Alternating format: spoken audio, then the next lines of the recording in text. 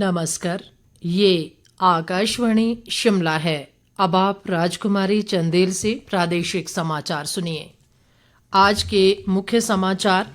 केंद्र सरकार ने CIRF के तहत ऊना व कांगड़ा जिलों में 2 पुलों के निर्माण के लिए 154 करोड़ रुपए से अधिक की धनराशि की स्वीकृत।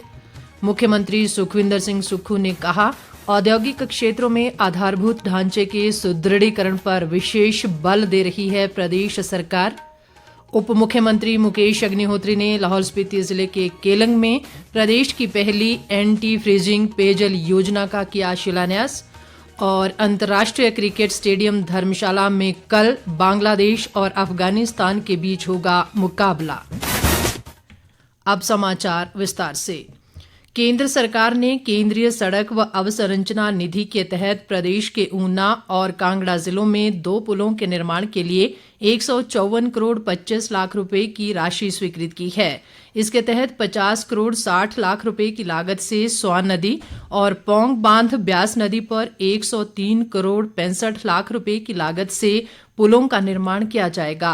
केंद्रीय सड़क परिवहन व राजमार्ग मंत्री नितिन गडकरी ने एक सोशल मीडिया पोस्ट में कहा है कि देश में सुगम यातायात के लिए बुनियादी ढांचे को मजबूत करना मोदी सरकार की प्राथमिकता है। नितिन गडकरी ने कहा कि हाल ही में हिमाचल प्रदेश प्राकृतिक आपदाओं से प्रभावित रहा है और इस संबंध में भाजपा के राष्ट्रीय अध्यक्ष JP नड्डा और केंद्रीय मंत्री अनुराग ठाकुर के साथ हिमाचल में बुनियादी ढांचे के लिए नई मंजूरियों के संबंध में विस्तृत चर्चा हुई।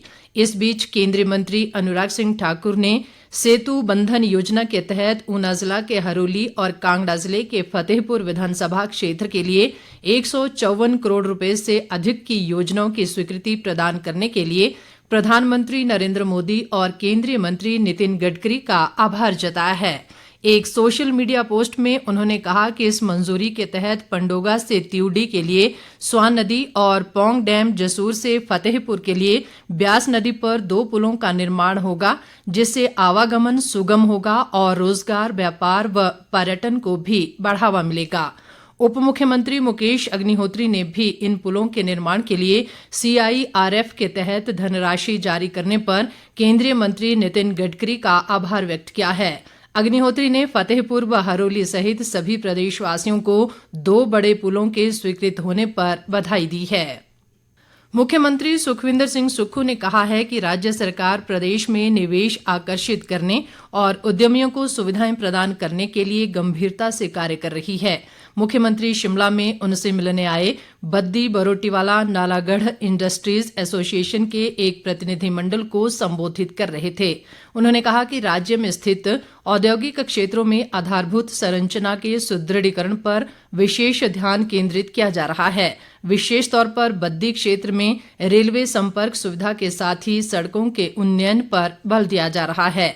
मुख्यमंत्री ने कहा कि राज्य सरकार ने रेलवे लाइन के शीघ्र निर्माण से संबंधित मामला केंद्र सरकार के समक्ष भी उठाया है। सुखविंदर सिंह सुक्खू ने कहा कि नालागढ़ भरतगढ़ सड़क को 4 लेन में स्तरोन्नत किया जा रहा है, जिससे उद्योगों सहित अन्य लोगों को लाभ मिलेगा। उन्होंने कहा कि बड़े औद्योगिक घराने हिमाचल प्रदेश में निवेश के इच्छुक हैं और राज्य सरकार उन्हें लॉजिस्टिक सहायता उपलब्ध करवाएगी। मुख्यमंत्री ने प्रतिनिधिमंडल की उचित मांगों पर सहानुभूतिपूर्वक विचार करने का भी आश्वासन दिया। विश्व की सबसे बड़ी logistic company United Parcel service ने हिमाचल प्रदेश के राहत और पुनर्वास कार्यों के लिए सहायता प्रदान करने की पेशकश की है। दुबई स्थित कंपनी ने राज्य सरकार को प्रदेश के दुर्गम क्षेत्रों में दवाइयां और टीके पहुंचाने के लिए ड्रोन तकनीक प्रदान करने की पेशकश की है। इसके अतिरिक्त कंपनी ने सरकार को आवश्यक दवाइयों और टीकों की निःशुल्क आपूर्ति का भी आश्वासन दिया है। यूनाइटेड पार्सल सर्विस कंपनी की vice president Christina Struller da Costa और निदेशक दिनकर सिंह ने कल शिमला में मुख्यमंत्री सुखविंदर सिंह सुक्खू के साथ भेंट के दौरान ये बात कही। मुख्यमंत्री ने प्रदेश के दूरस्थ क्षेत्रों में स्वास्थ्य सेवा वितरण के दृष्टिगत कंपनी के इस प्रस्ताव पर आभार व्यक्त किया। उन्होंने कहा कि डिजिटल प्रौद्योगिकी व गवर्नेंस विभाग इसके लिए एक विस्तृत प्रस्ताव तैयार करेगा और राज्य सरकार उसी के अनुरूप सेवाओं के संबंध में उचित निर्णय लेगी। सुखविंदर सिंह सुक्खू ने कहा कि प्रदेश में बरसात के दौरान भारी बारिश और भूस्खलन से जानमाल की व्यापक क्षति हुई है। मुख्यमंत्री ने कहा कि प्रदेश सरकार ने राहत और पुनर्वास के लिए 4,500 करोड़ रुपए का विशेष राहत पैकेज आवंटित किया है। उप मुख्यमंत्री मुकेश अग्निहोत्री ने लाहौल स्पीति जिले के दौरे के दूसरे दिन आज केलंग में 22 करोड़ 80 लाख रुपए की लागत से बनने वाली प्रदेश की पहली एंटी फ्रीजिंग पेयजल योजना का शिलान्यास किया। इसके अलावा उप मुख्यमंत्री ने 2 करोड़ 24 लाख रुपए से बनने वाली मंचू पेयजल योजना की आधारशिला भी रखी। इस अवसर पर मुकेश अग्निहोत्री ने कहा कि इस योजना के सफल होने पर इस मॉडल को घाटी के अन्य क्षेत्रों में भी शुरू किया जाएगा। उन्होंने कहा कि यूरोपीय देशों की तर्ज पर जनजातीय जिला लाहौल स्पीति में समुद्र तल से 10,400 मीटर ऊंचाई पर स्थित केलंग में एंटी फ्रीज तकनीक से लोगों को पानी उपलब्ध करवाया जाएगा। मुकेश अग्निहोत्री ने कहा कि अटल टनल बनने के बाद घाटी में पर्यटन कारोबार को बढ़ावा मिला है और एंटी फ्रीजिंग पेयजल योजना होटल व्यवसायियों के लिए भी मददगार साबित होगी। इस अवसर पर विधायक रवि ठाकुर ने कहा कि योजना के तहत जमीन से करीब 4 फुट नीचे पाइपलाइन बिछाई जाएगी, जिससे पाइपों में पानी नहीं जमेगा। केंद्रीय शिक्षा राज्य मंत्री सुभाष सरकार ने शिक्षा के पुनरुत्थान के लिए मातृभाषा के प्रचार प्रसार पर बल दिया है।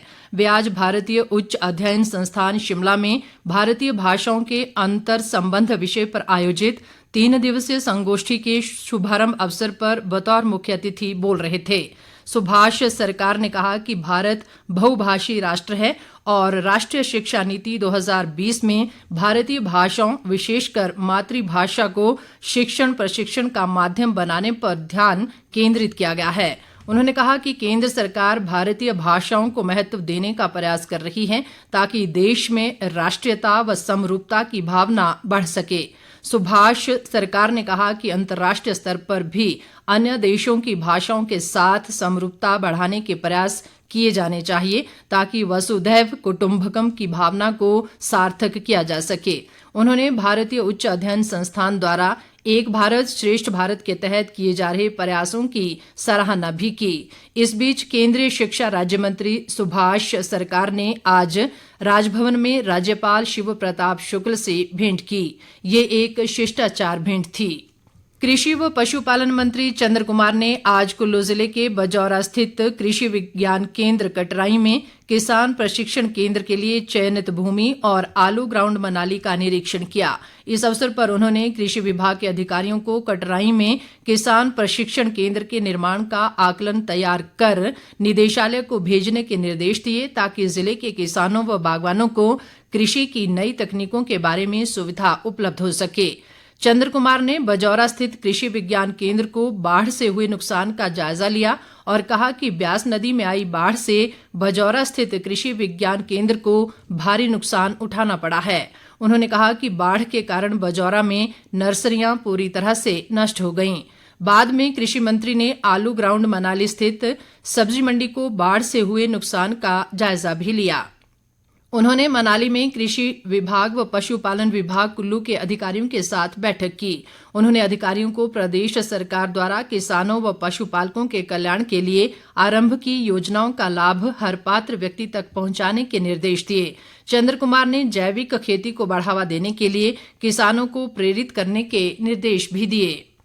आईसीसी वर्ल्ड कप के तहत अंतर्राष्ट्रीय क्रिकेट स्टेडियम धर्मशाला में कल 7 अक्टूबर को बांग्लादेश और अफगानिस्तान के बीच मुकाबला होगा। मैच से पहले आज दोनों टीमों के खिलाड़ियों ने एचपीसीए स्टेडियम में जमकर अभ्यास किया। बांग्लादेश टीम के मुख्य कोच चंडिका हथरुसिंघा ने पत्रकारों से बातचीत के दौरान बताया कि वे इस बार अपनी जीत को लेकर पूरी तरह आश्वस्त हैं। उन्होंने कहा कि टीम का पहला लक्ष्य सेमीफाइनल में पहुंचने का है। मुख्य कोच ने कहा कि वनडे क्रिकेट के लिए धर्मशाला एक बहुत अच्छी विकेट है, इसमें बड़ा स्कोर बनने की उम्मीद है। वहीं अफगानिस्तान टीम के कैप्टन हसमतुल्ला शाहिदीन ने कहा कि उनकी टीम ने बांग्लादेश के साथ बहुत अधिक मैच खेले हैं और उनकी टीम मैच अवश्य जीतेगी। अंत में मुख्य समाचार एक बार फिर। केंद्र सरकार ने सीआईआरएफ के तहत ऊना व कांगड़ा जिलों में 2 पुलों के निर्माण के लिए 154 करोड़ रुपए से अधिक की धनराशि की स्वीकृत। मुख्यमंत्री सुखविंदर सिंह सुक्खू ने कहा, औद्योगिक क्षेत्रों में आधारभूत ढांचे के सुदृढ़ीकरण पर विशेष बल दे रही है प्रदेश सरकार।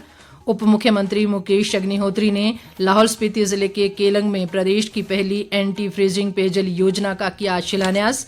और अंतर्राष्ट्रीय क्रिकेट स्टेडियम धर्मशाला में कल बांग्लादेश और अफगानिस्तान के बीच होगा मुकाबला। इसके साथ ही ये समाचार बुलेटिन समाप्त हुआ। नमस्कार।